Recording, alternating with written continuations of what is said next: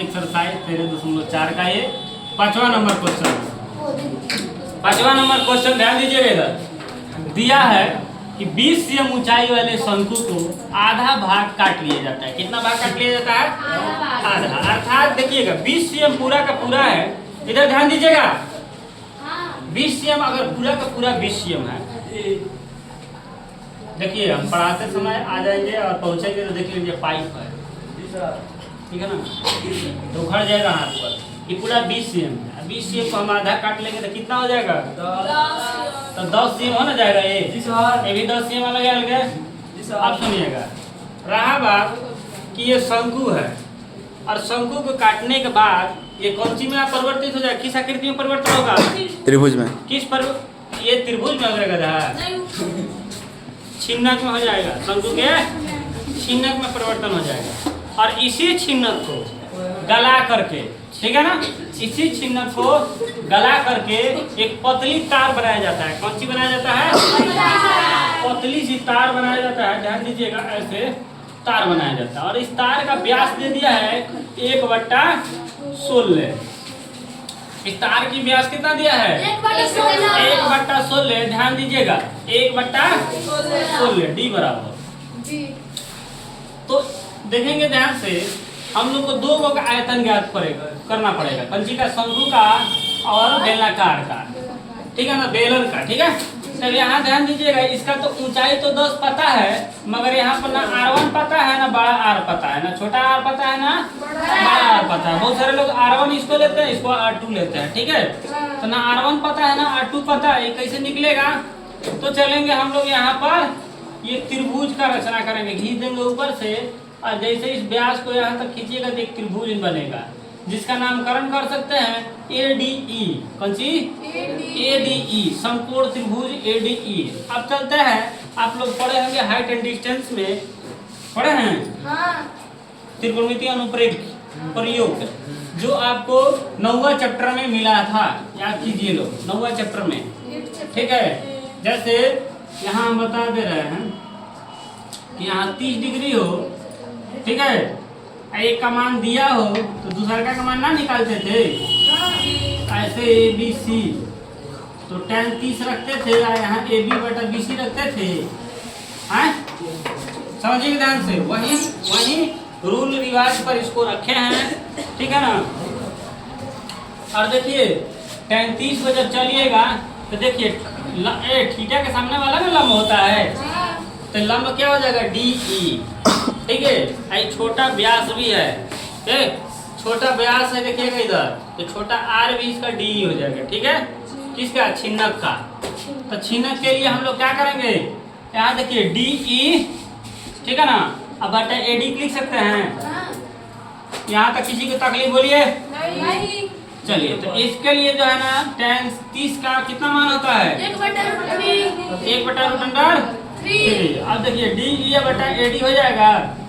अब यहाँ पर तिरछा तिरछी गुना कराएंगे, AD का मान हम लोग 10 ले लेंगे, क्योंकि आधा आधा काट दिया है, तो ये 10 होगा, तो ये तो 10 होगा। चलिए, तो 10 ले लिए और तिरछा तिरछी गुना, तो 1 से गुना कराएंगे तो 10 से कम 10, और यहाँ D जो है ना √3 में आ जाएगा। फिर इधर गुना इधर जाएगा तो भागा में जाएगा DE, अर्थात ये छोटा R कहिए, ये आपका DE निकल गया, छोटा R ही है। क्या है?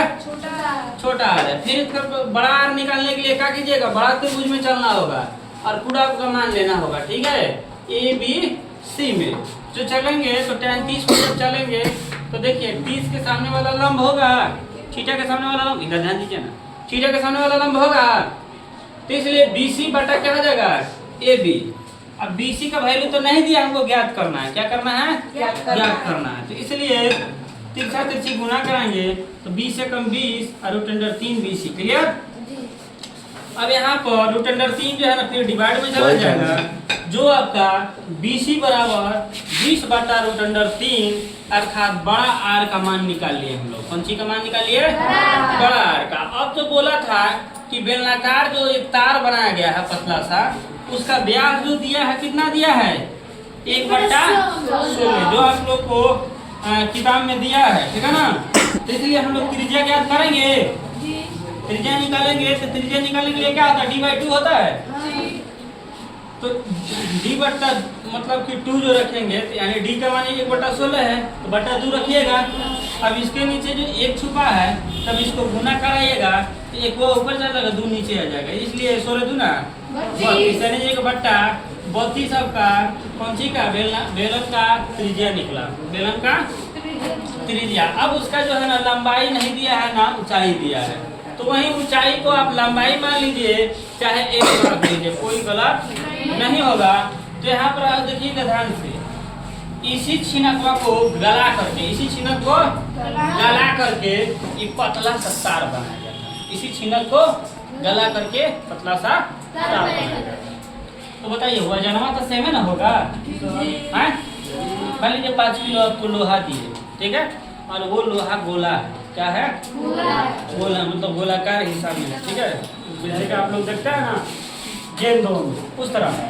और उस गोले को गला करके हम बोले हमको इस आकृति का नहीं चाहिए, हमको बेलनाकार आकृति बना के दीजिए, चाहे शंकुआकार आकृति बना के दीजिए, मगर आकृति चेंज हुआ वजन चेंज नहीं होगा, ठीक है ना।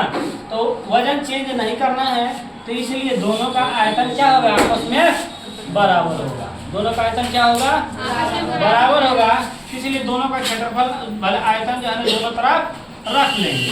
1/3 पाई एच आर स्क्वायर प्लस छोटा आर स्क्वायर प्लस बड़ा आर गुने छोटा। अब बेलन का आयतन क्या होता है पाई आर स्क्वायर एच। अब एच की जगह पर आप एल लीजिए, अच्छा है एच रखिए, ठीक है, थोड़ा सा बर्दाश्त कर लीजिए। अब देखिए सबका मान रख लिए हैं, आर का मान कितना है 20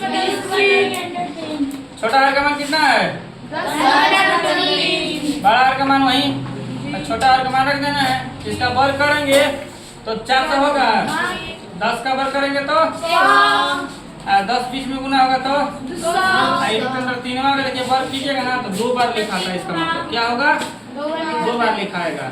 और जब दोनों का जब एलसीएम में गुना करेगा तो सॉरी दोनों में गुना करेगा तो 9 होगा, 9 का वर्गमूल क्या हो जाता है, इसलिए हम लोग डायरेक्ट रख लेते हैं 3, इसका भी 3 इसका भी 3। अब सबका एलसीएम लेंगे ऊपर वाला जोड़ देंगे 700 आ जाएगा, क्या हो जाएगा 700। वही बेचारे को 2 बार लिख दिया, ठीक है, इन तरह से खाली देह गिनवाओ जाए अब हिले, ठीक है, तो ढेर लोग हमें बात है, ठीक है। अब देखिए ध्यान से सबको जोड़ लिए 400 हुआ, ये 32 को क्या करेंगे सबको गुना करेंगे तो 32 को ऊपर भेज देंगे, ठीक है, और 3 नीचे आ जाएगा। बाकी सब में गुना कराने पर ठीक है ना इतना हो जाएगा 71,68,000, ठीक है ना। जो आप 9 से डिवाइड कराइएगा तो कटने के बाद ठीक है ना 7,96,444 CM आएगा, कितना आएगा 444 CM आएगा, जिसमें अब CM से नहीं बल्कि आंसर आपको मीटर में लाना है, तो मीटर के लिए 100 से डिवाइड करेगा तो 2 संख्या से बाद में क्या हो जाएगा दशमलव बढ़ जाएगा, जो आप कहते हैं 794.44 अर्थात ये क्या हो जाएगा तार की लंबाई हो जाएगा, यही आपका आंसर हो जाएगा। समझ में आया।